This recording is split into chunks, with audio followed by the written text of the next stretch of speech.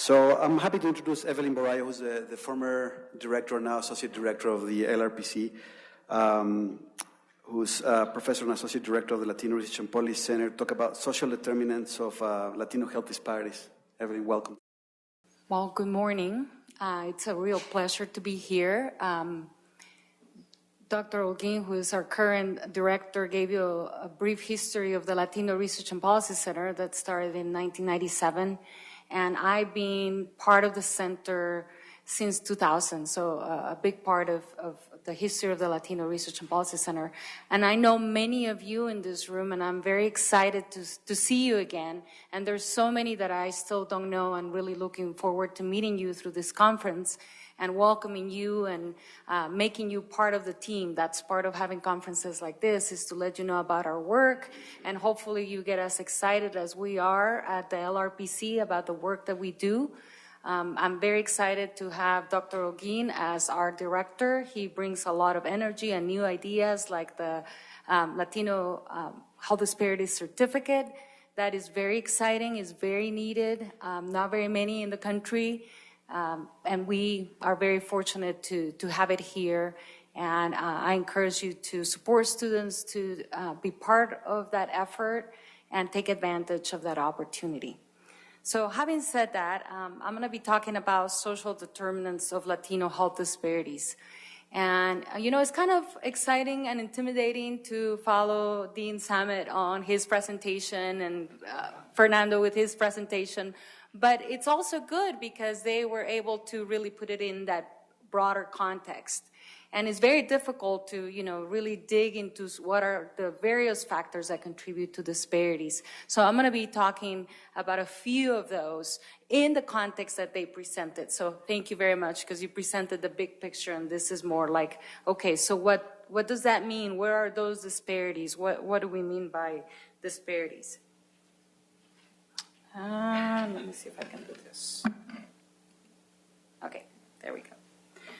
So this chart kind of puts it in context in terms of the entire U.S. population.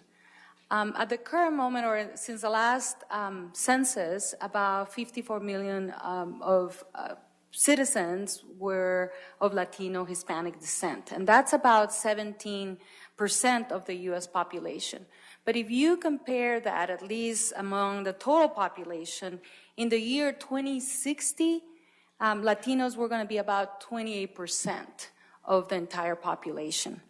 The growth is particularly noticeable in those under age 18. So in the younger generation of Latinos is where we're going to see a significant growth as well.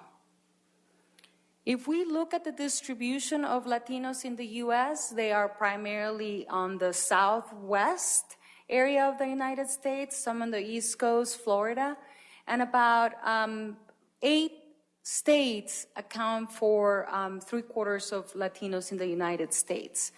And Colorado is one of those. Sometimes we don't think about Colorado as, you know, being largely represented by Latinos compared to California or Texas, but we are among those 8 states where 3/4 of Latinos in the United States live.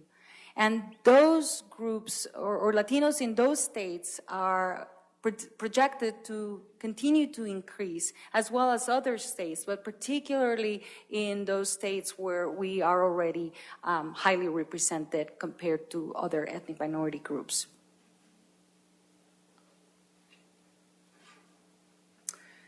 So as Dr. Holguin mentioned, you know, primarily Mexican Americans, Mexican descent Latinos are the majority, but where I want to throw your attention to is to look at 2 subpopulations within Latinos.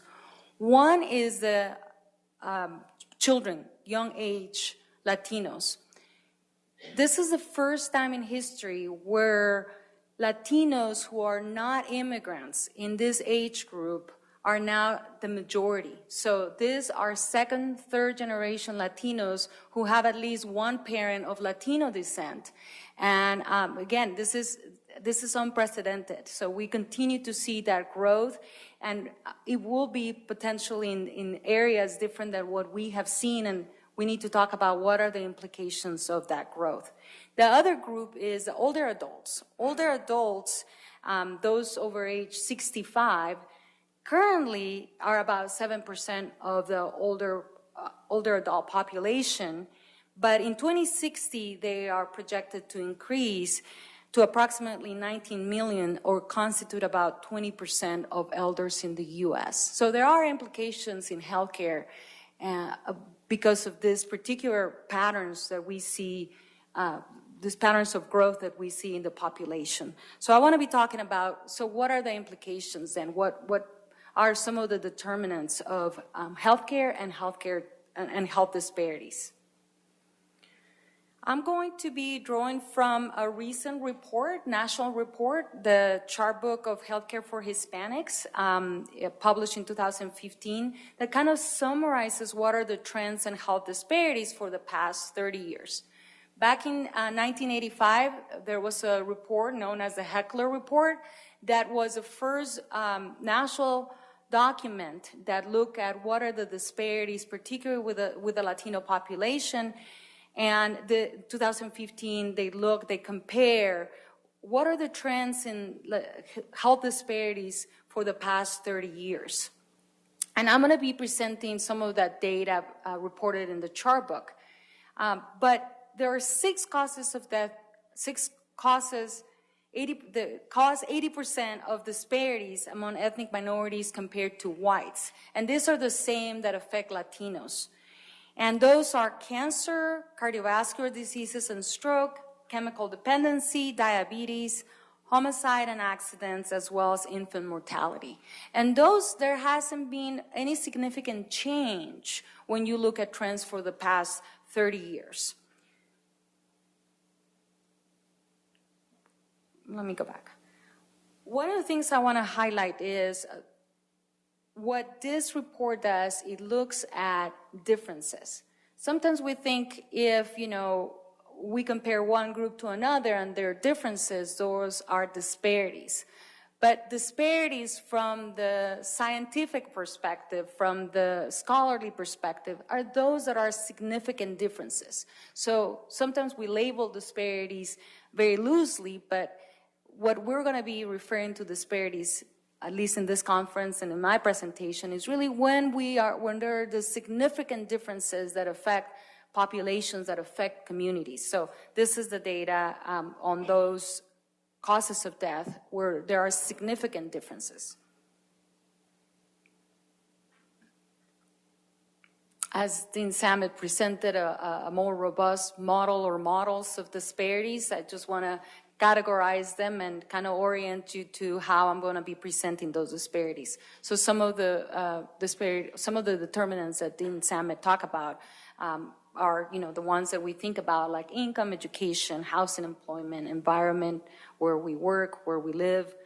But there are also political factors, and sometimes we don't think about them as political, but it really is at the broader structure that affect the individual, that affects the communities. And I'm going to be talking about access today, but I also want to draw your attention to racism, discrimination, and underrepresentation. Sometimes we think about, well, how does that affect health? And, what evidence do we have? And then Samet is correct. We have a lot of evidence, but we sometimes don't put it in the bigger context of where this is coming from.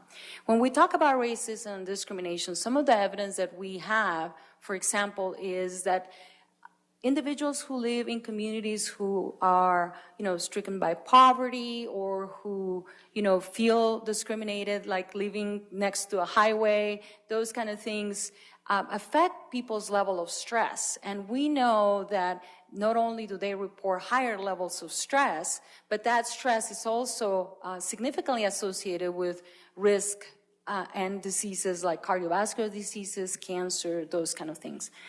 So I just wanted to mention that because sometimes it gets lost, when we talk about all the other fancy factors. And then we have the cultural and psychological factors. My work is particularly trying to work on the cultural and psychosocial factors that affect some of these disparities. But I'm going to be focusing on the report and what the report says in terms of access. So they look at various measures or various factors of access to care. So if you look down below, the N is really those measures. So when they compare on those measures, a selected group compared to a reference group, they look at what are some significant differences where these populations may be doing better, they may be doing the same, or they may be doing worse. So the first column, if you look at that, if we compare individuals who are poor, who are under the federal poverty level compared to those who have high incomes, we see that in all measures of access, those who are considered poor fare significantly worse for the past 30 years, Latinos who are poor.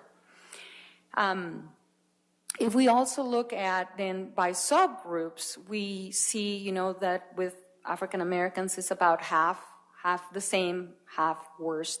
For Latinos, in about 14 of those measures of access to care, they fare worse.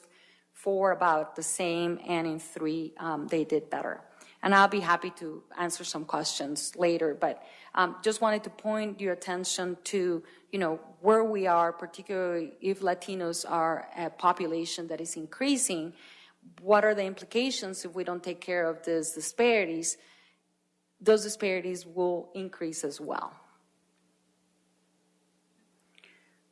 Just to give you a snapshot of where we are with some access factors or access barriers.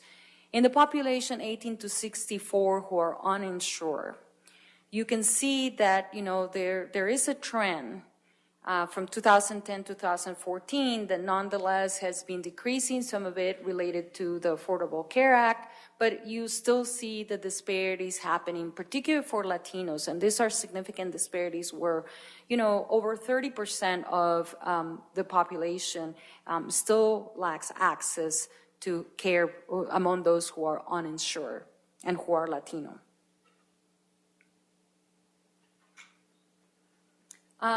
If we look at usual sources of care, having access to a provider because you don't have the financial means or because you don't have the insurance, then you also see there that Hispanics compared to, in this case, the reference group, the white Caucasian group, are significantly less likely to have usual source of care or a provider due to financial reasons or due to lack of insurance.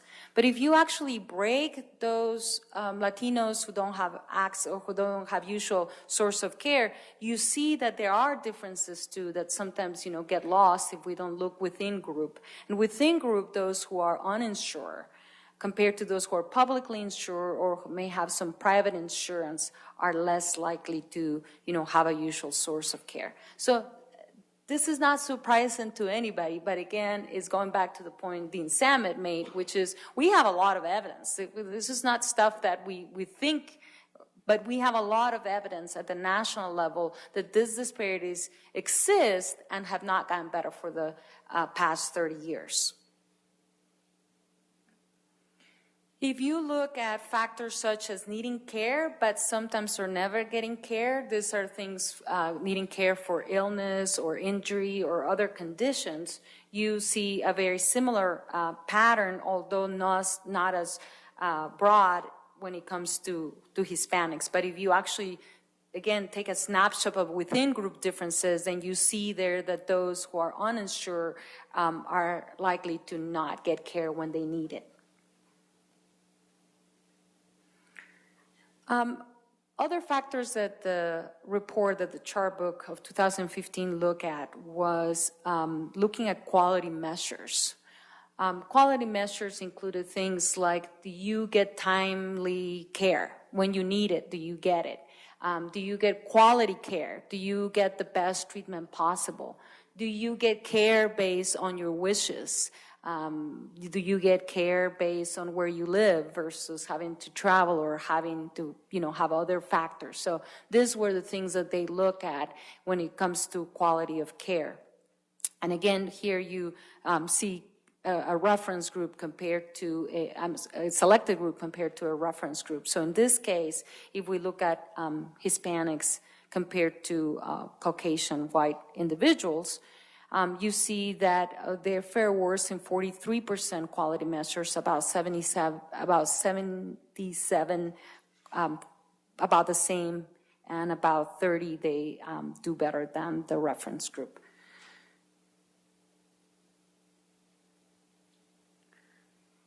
So among adults, again, this is the U.S. population, who report poor communication with their healthcare providers.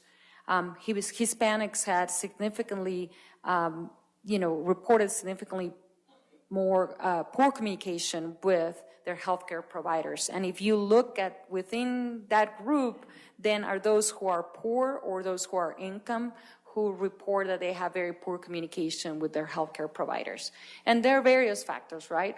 We know that within the Latino population, language continues to be a barrier, continues to be a factor that affects the quality of care that you receive, the communication that you have with your provider, and those goes back to the Latino health certificate, which is, we need to have an increased representation of Latinos in healthcare to improve the quality of care that Latinos receive. We know that receiving care that, from somebody who is of your same gender or your same ethnicity, all of those sociocultural factors tend to improve the quality of care that individuals receive. And then another measure was looking, do patients receive assistance for mental health issues? In this case, it was looking at hospice patients who were asking for assistance at the end of life. And in this case, particularly for anxiety and sadness, and again, here you see significant differences with Hispanics less likely to receive mental health support or mental health care, and of those who asked for specific support that was consistent with their wishes. In this case, lower means worse because a lower percentage of individuals that are of Hispanic descent were able to get care according to their wishes. Another measure of quality of care was looking at child healthcare visits. These are visits that we bring our kids, to when they're not sick, when they don't have a condition that need to be attended to. So there you also see that Latino children are less likely to have a child healthcare visit compared to some of the other groups. Trends seem to be improving. Again, some of it, social trends explain the improvements, but in terms of the gap of disparities of the improvement, you still continue to see that while they're improving, the disparities remain. So these are some of the, various factors to keep track of when we look at the Latino population nationwide.